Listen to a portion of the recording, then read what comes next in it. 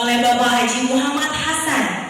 Beliau merupakan Ketua Bidang Umroh dan Wisata Muslim Himpunan Penyelenggara Umroh dan Haji atau HIPU. Beliau juga merupakan CEO Gaido Group dan Vice Chairman Kadin Komite Timur Tengah dan negara-negara organisasi konferensi Islam. Kepada beliau kami persilakan juga untuk menempati tempat duduk di atas panggung.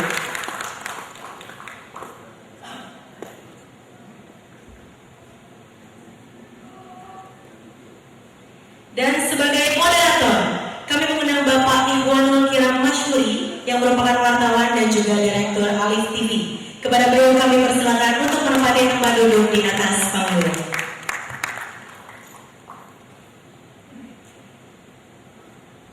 Dan untuk selanjutnya acara kami serahkan kepada Bapak moderator. Izinkan saya berdiri sebentar, karena ngantuk tadi. Jadi biar ini kan kalau Sabtu pagi ini santai biasanya agak ngantuk dikit, jadi saya berdiri sebentar. Yang saya hormati Gus Arifin dan keluarga besarnya.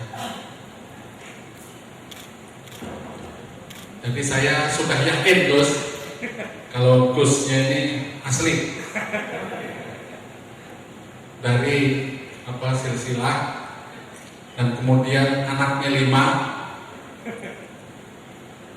lalu hobinya nonton bola. Nah ini khas ciri NU. Jadi kalau Kiai NU kayak Gus Dur, pengamat bola dan nulis. Jadi saya semakin yakin Gus, jadi Gus Arifin. Yang saya hormati Bapak Wanti S. Brata, Managing Director dari Kompas Gramedia. S-nya apa? Sandiwa. Hah? Sandiwa. Jadi memang Pak, kalau di dunia pesantren itu sejak kita belajar di pesantren itu sudah diajarkan bahwa khairu zamilin fi kulli makanin wa zamanin kitabun. Artinya sebaik-baik teman di segala tempat dan waktu adalah buku. Nah, jadi kalau kalangan pesantren udah terbiasa dengan baca-baca itu. Cuman ini perkembangannya yang harus kita antisipasi. Mungkin kitabun di sini sudah diganti dengan iPad. Jadi orang ke mana-mana ditemenin bukan buku, jadi iPad, gadget dan sebagainya. Nah, karena itulah yang menurut saya juga dunia buku harus segera mengantisipasinya. Yang saya hormati Bapak Muhammad Hasan, CEO dari Gaido dan teman sahabat saya selama, lalu Bapak ini kalau saya lebih tinggi bukan sekedar Gus ini, sudah makomnya Kiai Haji, lebih tinggi lagi. Kiai Haji Zuhairi. Jadi banyak komentar teman-teman. Jadi kami sering menulis tentang Islam, tentang Timur Tengah, katanya berbeda pandang. Padahal saya bilang sama. Saya bilang itu mau mazhabnya sama, Al-Azhar moderat. Jadi itu ini.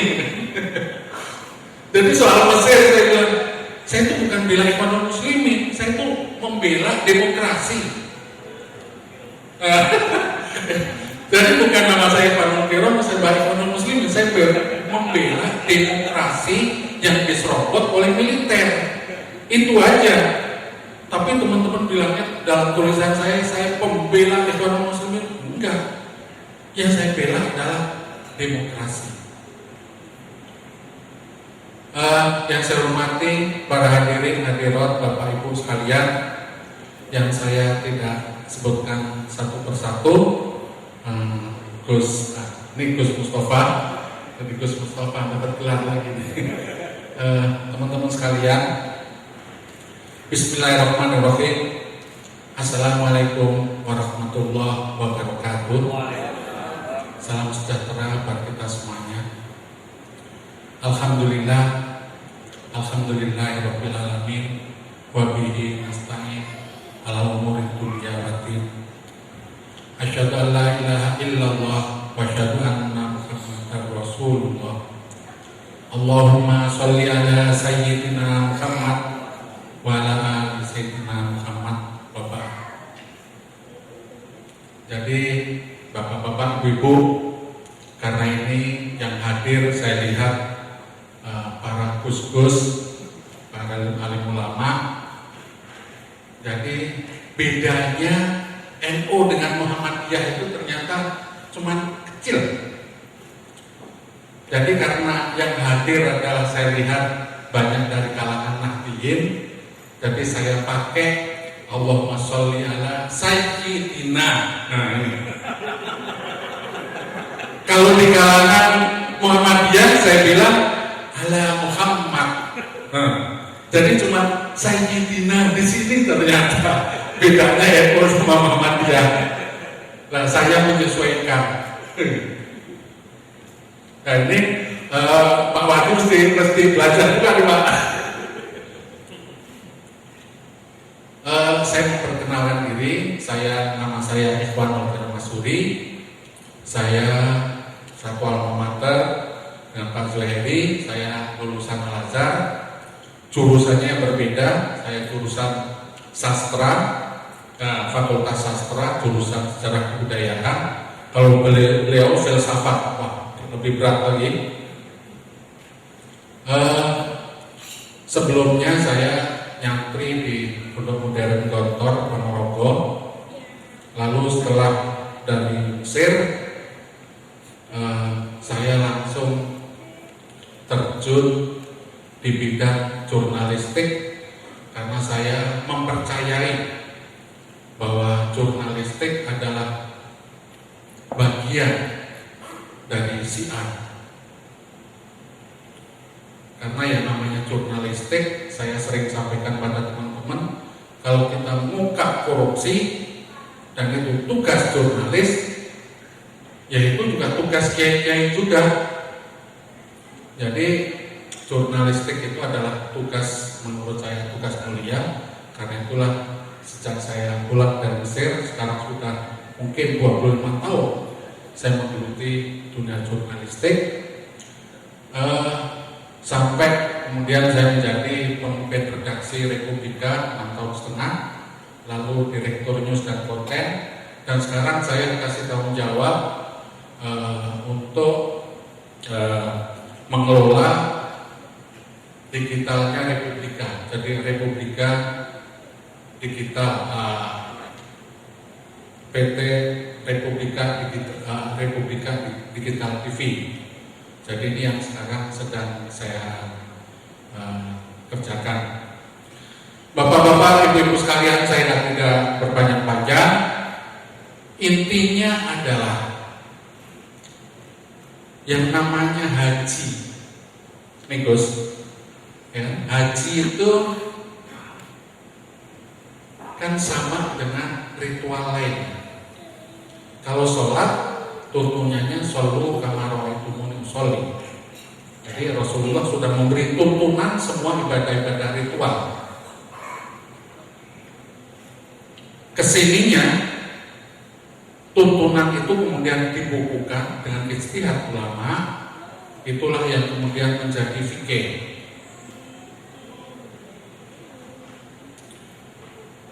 Kenapa ada fikih? Ada ijtihad, karena coba bayangkan bapak-bapak, ibu-ibu, tadi disebutkan Mekah Madinah sekian tahun lalu zaman Rasulullah tentu berbeda dengan sekarang. Dulu mungkin kendaraannya perahu, cuma haji kita di sana, lalu naik onta. Dulu cuma haji kita kalau di Mina itu bukan di Kharatul Lisan. Sekarang di sebelah gunung yang namanya komplek Kharatul Lisan. Jadi haji itu adalah ritualnya tetap, waktunya tetap, tapi kemudian jumlah jemaah hajinya tiap tahun terus bertambah. Jadi sekarang sudah sampai, karena banyaknya jemaah haji, karena itu dibatasi dengan kuota. Dari situlah kemudian, kalau tadinya mungkin kalau tulisan tidak masuk tanah suci, atas karena melihat kondisi kayak gitu, ulama ijtihad diubah, hukum itu diubah dan bisa karena ijtihad ulama. Tadi Ka'bah, kalau dulu bayangkan kalau lihat Ka'bah sekian tahun lalu, kayaknya khusyuk itu ibadah.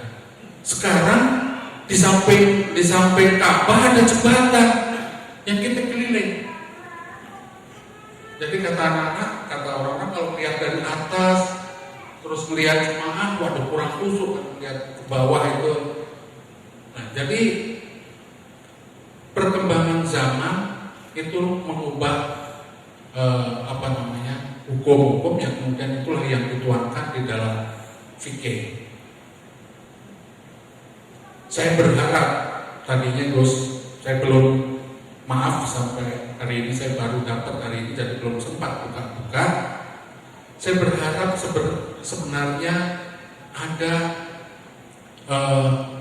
dimuat, saya nggak tahu, mudah-mudahan sudah, itu hukum-hukum baru ijtihad, bukan hanya dari ulama Indonesia, tapi juga dari ulama dari berbagai negara. Dan nanti silakan pembaca untuk mengambil mana yang mantap menurut dia, gitu. Karena ini semuanya berkembang, jadi juga fikih juga harus berkembang. Nah, perkembangan ini ya yang harus segera diantisipasi. Kita sering membayangkan, sering merenung kenapa bangsa Indonesia yang hajinya terus meningkat, umrohnya terus meningkat. Umrohnya sekarang sudah sampai berapa bahasa? 750.000 setahun. 750.000 setahun. Bayangkan kalau mereka mabrur. Nah, ini kalau 750 jemaah umroh mabrur, hajinya 211.000 mabrur. Yang katanya mabrur itu adalah orang yang umroh dan hajinya mabrur. Katanya, mungkin mohon koreksi kalau saya salah, ciri-cirinya adalah kelakuannya lebih baik dari sebelum berangkat umroh maupun haji. Jadi kalau kelakuannya tetap, apalagi lebih buruk, namanya haji mabur atau haji mardud, ditolak. Saya nggak tahu ini jumlahnya banyak, tapi bangsa ini tidak segera lebih baik. Mestinya para jemaah haji dan umroh menjadi agen-agen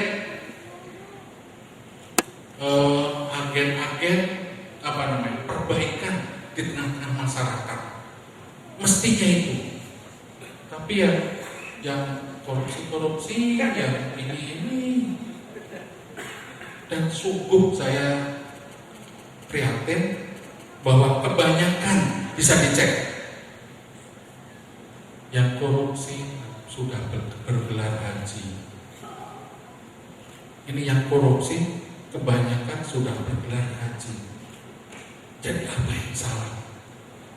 Nah, ketika berangkat, wah jangan-jangan ini rahasianya karena belum baca bukunya Gus Rifin. Karena syarat, jadi untuk mabrur itu kan harus memenuhi syarat rukun dan sebagainya, harus memenuhi itu dulu. Jangan-jangan nggak memenuhi syarat rukunnya, seperti dikatakan Pak Wardi tadi, sekedar traveling, Pak. Ya kalau sekedar traveling ya sama juga ke Singapura, Belanda, kemana-mana, pulang berubah.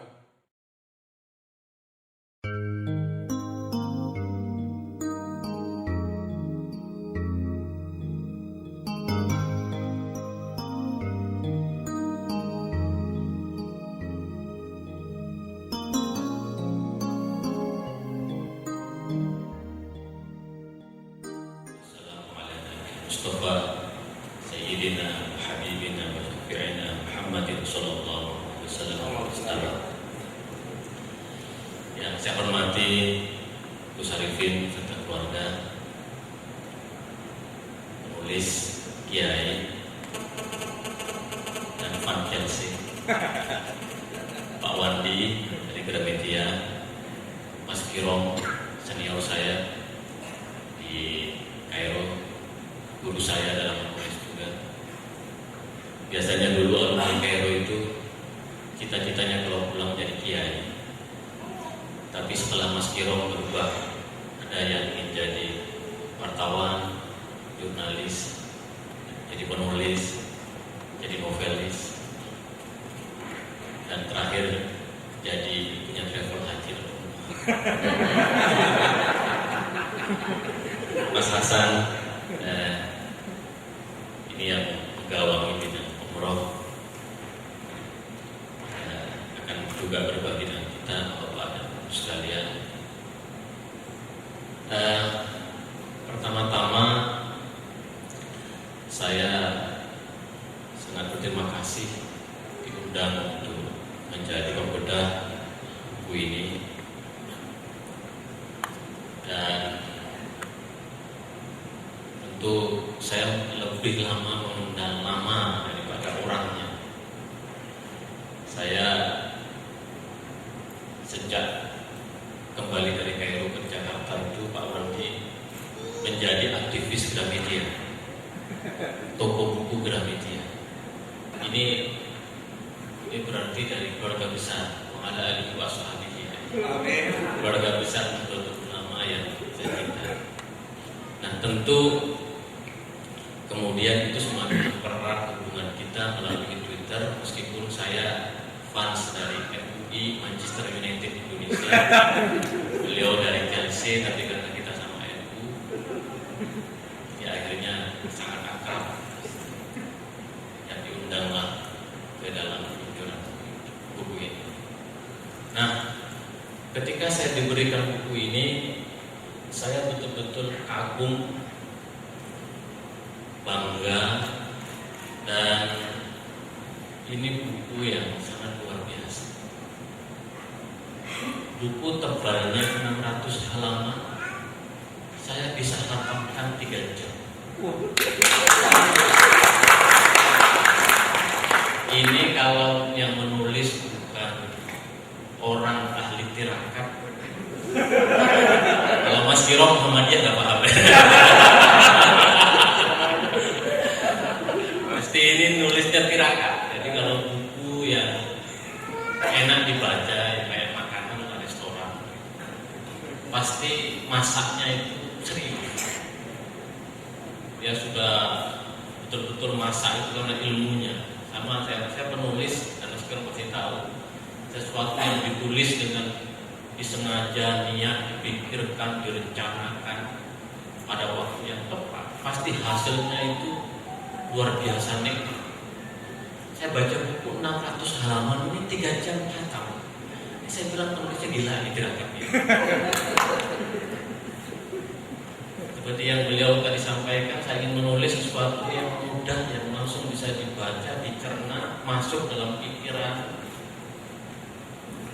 betul-betul dirasakan. Nah itu benar sekali. 3 jam saya baca buku ini, dan saya dapat segala dari buku ini. Apa pesan yang ingin ditangkap? Jadi memang buku ini memang berbeda dengan buku sebelumnya yang terbit tentang haji dan umrah. Kebetulan saya penulis juga buku bestseller. Mekah itu sudah 60.000 eksemplar, Madinah itu sekitar 10.000 atau 20.000 eksemplar buku saya. Kalau pernah melihat buku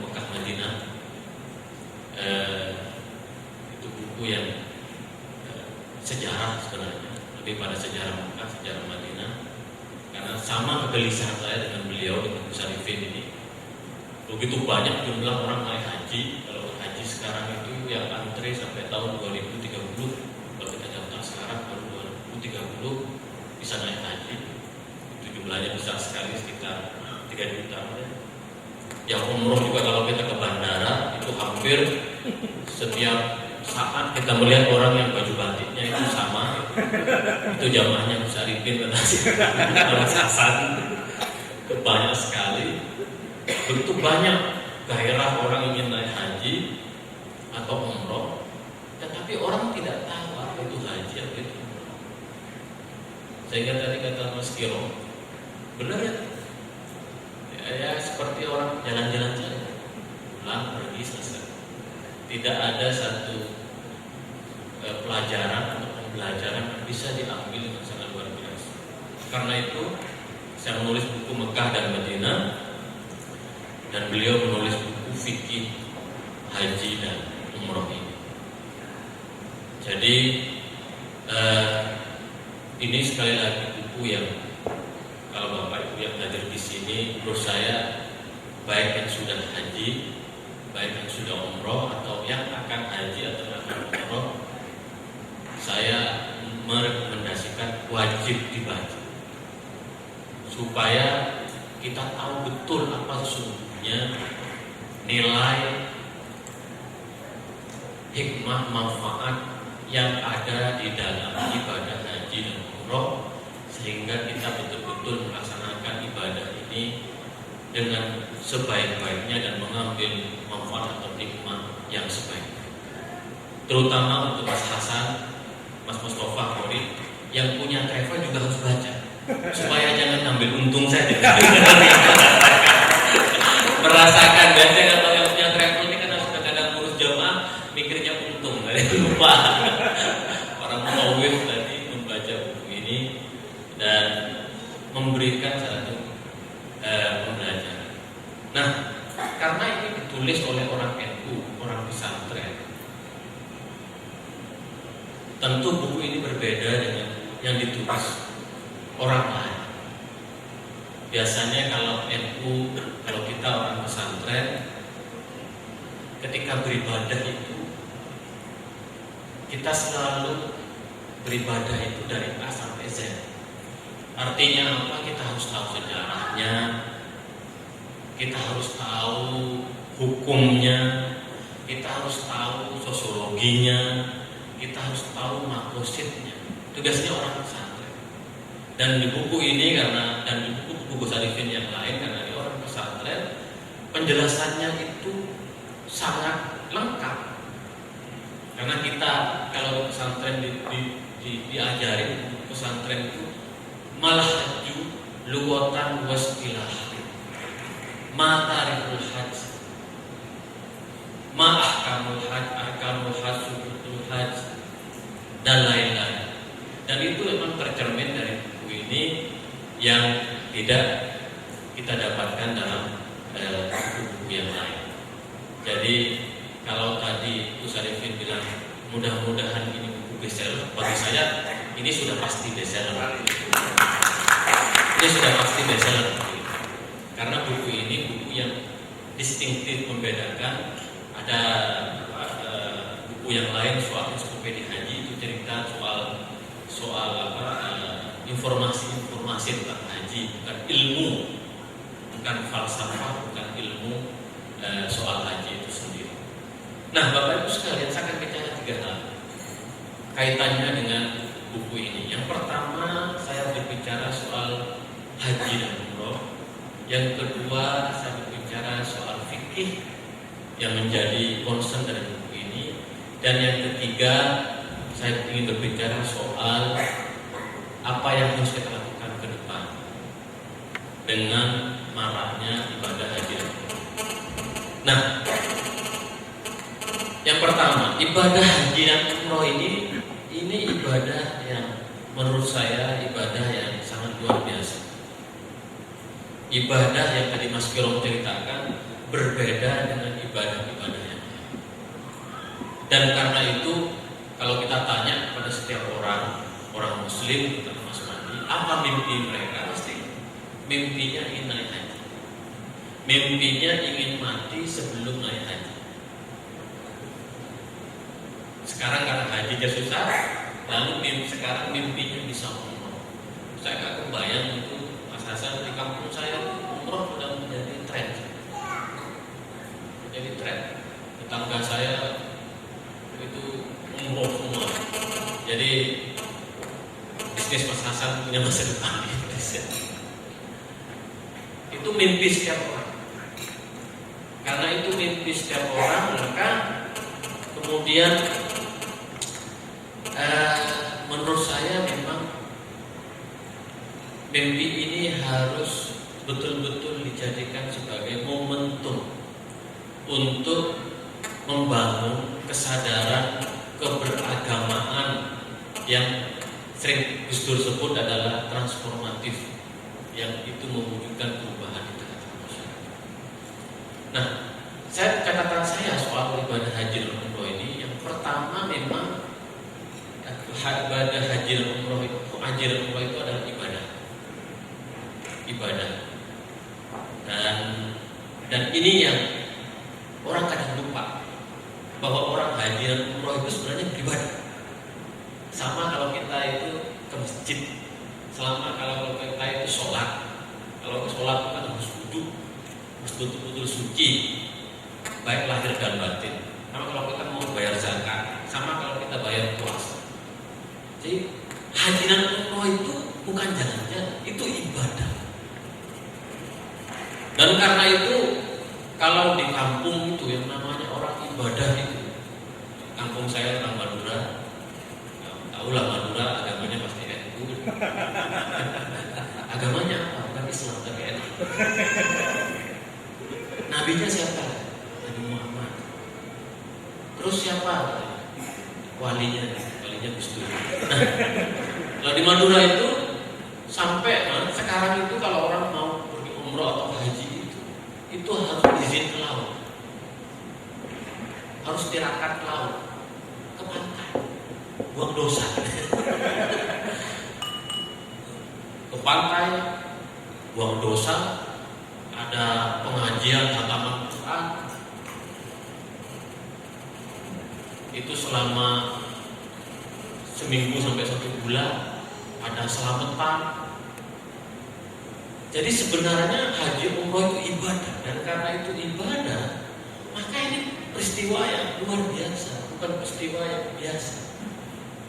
Harus betul-betul siap, karena ini ingin berjumpa Allah, menuju rumah Allah. Kalau kita ketemu sama istri atau sama pacar, ketemu presiden aja, itu gagahnya minta ampun, beli batiknya yang agak mahal, pakai dasi. Ini kita mau ke Baitullah, itu mestinya melebihi kita ingin ketemu presiden, melebihi kita ingin ketemu Allah. Yang ketiga, ibadah haji dan umroh itu adalah peristiwa pemikiran. Dalam bahasa beliau fikih, pemikiran. Karena di Mekah dan Madinah ini lahir pemikiran Islam. Para ulama-ulama fikih itu, mereka menulis keilmuan Islam itu lahir di sini. Makanya saya bermimpi ingin suatu saat menulis buku itu di Mekah sebagai penulis. Karena di tempat ini, insya Allah Mas Wati kalau menulis buku di Mekah bestseller kayak mudah-mudahan begitu. Mekah dan Madinah itu adalah kota ilmu. Imam Syafi'i semua mengatakan belajar ulama-ulama di masa lalu itu. Memang di kota inilah lahir peradaban Islam. Buku-buku kan Al-Quran juga lahir di sini. Banyak kitab-kitab yang lahir di sini. Itu peristiwa yang luar biasa. Dan yang terakhir tentu saja memang sejak dulu Mekah dan Madinah itu adalah kota ekonomi, merkantilisme. Makanya kalau Mas Hasan bisnis soal itu tidak akan pernah rugi. Karena memang ini kota merkantilisme, kota bisnis. Ya pokoknya sejak dulu lah. Dan nggak mungkin Ka'bah dipindah ke Madura, pasti di situ. Ada Ka'bah itu kota merkantilis, itu kota perekonomian. Bahkan dulu sebelum kerajaan Arab Saudi itu dulu ada pasar pusat bisnis di sekitar Mekah itu. Jadi biasanya makanya hajinya itu kan, kalau kita haji itu kan buat tijaratan dan tabung. Kalau kita doa haji itu, semoga kita berdagang dan tidak merugi. Karena di situ kota dagang. Jadi mereka dagang dulu, ngumpulin duit, setelah duit beribadah haji. Jadi dagang dulu di situ. Dan itu kota dagang di situ. Nah, dan oleh karena itu kemudian kita teman-teman dari Mesir, kalau berangkat dari Mesir ke sana itu dagang juga, dagang kiswah, kadang Mesir buat masa saya tahu kita kadang jualan kertas papirus, kertas Mesir itu asal usul dari kertas Mesir. Memang kota dagang. Jadi kalau Gus Arifin teman-teman travel itu Anda sudah Sirotol Mustaqim, sudah jalan yang benar ya. Mekah dan Madinah itu sudah kota merkantilis, kota yang selain ibadah. Dan kita tidak akan menemukan kota seperti ini selain di Yerusalem. Nah yang kedua, sekali lagi berbicara soal fikih. Dan ini penting sekali Gus Arifin, buku-bukunya banyak menyentuh istilah fikih. Karena fikih ini merupakan salah satu elemen penting dalam beragama. Makanya di pesantren itu al-fiqhu al-fahm. Fikih itu tadi itu yaitu pengetahuan yang sempurna. Pengetahuan yang sempurna, fikih. Jadi kalau kita beribadah makanya ada fikih wudu, ada fikih sholat, ada fikih zakat, ada fikih puasa. Karena kita tidak mungkin berpuasa, tidak mungkin haji, tidak mungkin sholat tanpa menggunakan elemen atau instrumen fikih. Ke Mekah, agak malam sudah kan kamu tazam saya ke Mekah, nggak mau minum zam-zam saya kamu tazam. Apa mimpi-mimpi saya yang belum terwujud, saya berdoa di sini. Jadi itulah soal fikih dan itu penting sekali untuk dibuku. Dan terakhir memang apa yang manfaatnya, dan saya berharap bahwa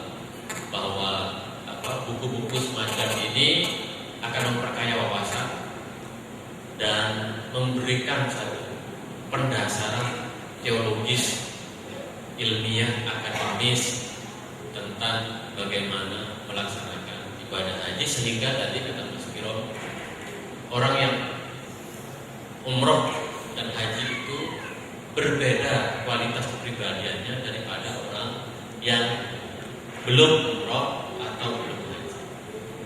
Sehingga kemudian kita bayangkan haji dan umroh itu jadi madrasah spiritual, jadi sekolah spiritual yang bisa menciptakan satu spiritualitas baru dalam konteks keindonesiaan, kebangsaan, kemanusiaan, kehidupan damai di antara kita.